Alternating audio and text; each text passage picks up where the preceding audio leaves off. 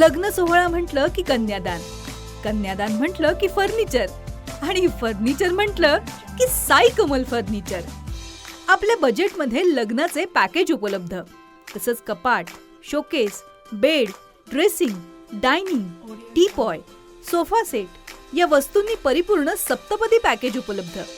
याचबरोबर टेबल, खुर्ची, आराम खुर्ची, वॉर्डरोब, डबल बेड तसंच सोफ्याच्या वेगवेगळ्या व्हरायटीज.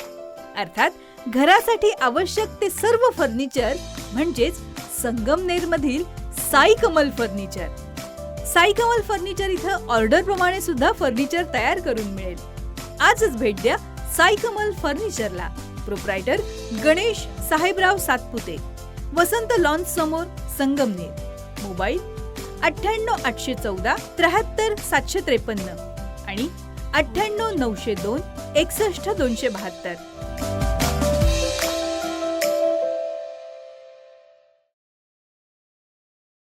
राष्ट्रीय श्रीराम संघाचे राष्ट्रीय अध्यक्ष सागर बेग आणि श्रीरामपूर नगरपालिकेचे शिवसेनेचे नगरसेवक आकाश बेग यांना जीवे मारण्याच्या मिळत असलेल्या धमक्या आणि त्यांच्या सुरक्षेबाबत निर्माण झालेल्या संभाव्य धोक्याच्या पार्श्वभूमीवर त्यांना तातडीनं पोलीस संरक्षण द्यावं, अशी मागणी सकल हिंदू समाजाच्या वतीनं केली गेली आहे.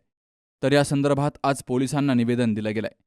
श्रीरामपूर येथील रहिवासी सागर बेग हे राष्ट्रीय श्रीराम संघाचे राष्ट्रीय अध्यक्ष असून संघटनेचं प्रमुख कार्यालय श्रीरामपूर या ठिकाणी आहे. तर आकाश बेग हे शिवसेनेचे नगरसेवक आहेत.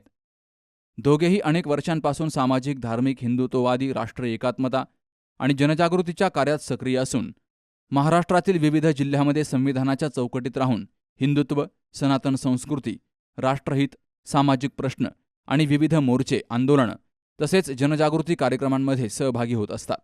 तर या कार्यामुळे काही समाजकंटक आणि राष्ट्रविरोधी प्रवृत्तीच्या व्यक्तींमध्ये त्यांच्याविषयी वैमनस्य निर्माण झाल्याचा दावा निवेदनातून केला गेलाय.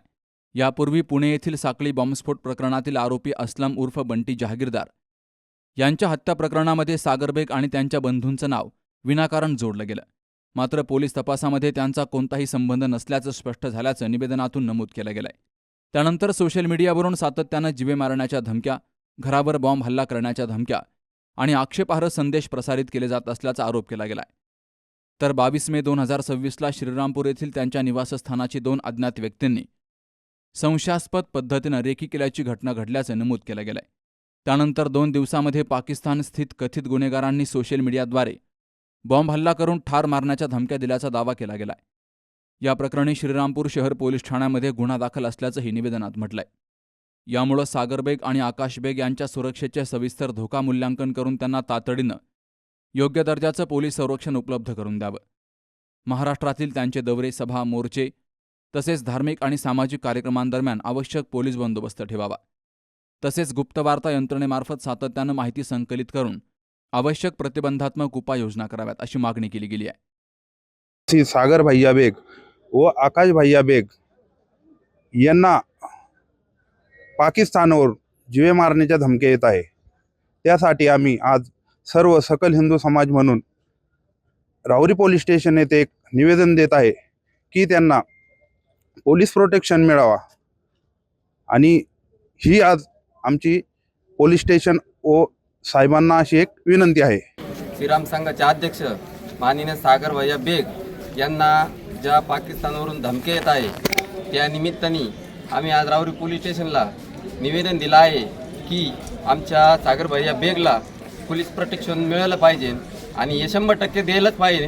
कारण की किती केलं ते आमचे श्रीराम संघाचे अध्यक्ष आहे आणि अशा काही धमक्या वगैरे येत आहे.